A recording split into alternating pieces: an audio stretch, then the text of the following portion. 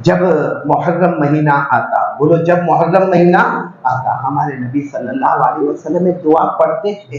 جب محرم مہینہ آئے ہمارے نبی نے دعا پڑھی، صحابہ کو پڑھائی، اور صحابہ نے اپنے بیوی بچوں کو پڑھائی، اور اللہ کی قسم جمعہ کا دن اگر وہ دعا قبول ہو جائے نا تو دنیا بھی ہمارے قدموں میں ہوگی، آخرت بھی ہمارے قدموں میں ہوگی۔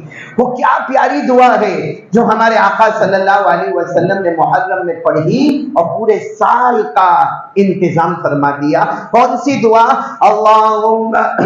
اللهم ادخله علينا بالامن والايمان والسلامة والاسلام ورضوان من الرحمن وجوار من الشیطان۔ سب آمین کہہ دو، آمین۔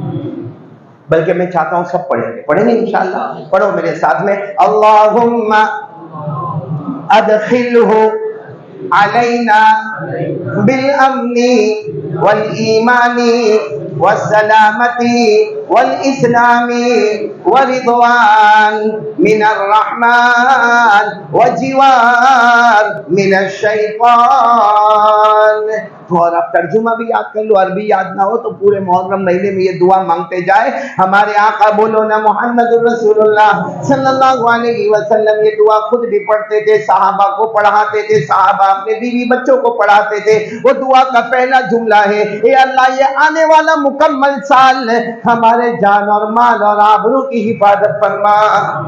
آمین بولو، بہت ضرورت ہے۔ اللہ ہمارے جان اور مال اور آبرو کی حفاظت فرما۔ دوسری دعا ہمارے نبی اسی میں مانگتے تھے، اے اللہ ایمان اور اسلام ہمارے دل میں ایسا جمع دے، ایسا پہاڑ کی طرح جمع دے کہ جیے بھی تو کلمے کے ساتھ اور مرے تو بھی کلمے کے ساتھ۔ بولو لا الہ الا اللہ محمد الرسول اللہ۔ کتنی دعائیں ہو گئی؟ دو۔ اسی میں تیسری دعا ہے، اے اللہ تو ہم سے راضی ہو جا۔ بولو آمین۔ اللہ تو ہم سے، سچ بتاؤ میرے مالیگاؤں والوں، اگر اللہ راضی ہو گیا پھر کسی کی رضامندی کی ضرورت ہے؟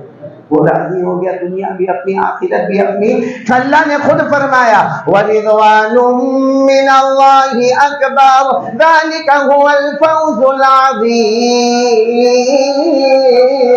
اللہ تبارک و تعالیٰ فرماتے میرے بندے میں تم سے راضی ہو گیا، سمجھ لے تو تیرے ہر امتحان میں کامیاب ہو گیا۔ تو اس میں یہ دعا بھی ہے، بولو آمین، اللہ ہم سے راضی ہو جا۔ اور آخری بات ہے، اللہ ہمیں شیطان کے دھوکے سے بچا لے۔ تو یہ چار دعائیں مانگتے رہنا۔ اے اللہ جان مال آبرو کی حفاظت فرما، بولو آمین۔ اللہ ایمان اور اسلام کی سلامتی عطا فرما، بولو آمین۔ اللہ تو ہم سے راضی ہو جا، بولو آمین۔ اور اللہ شیطان کے دھوکے سے بچا لے، بولو آمین۔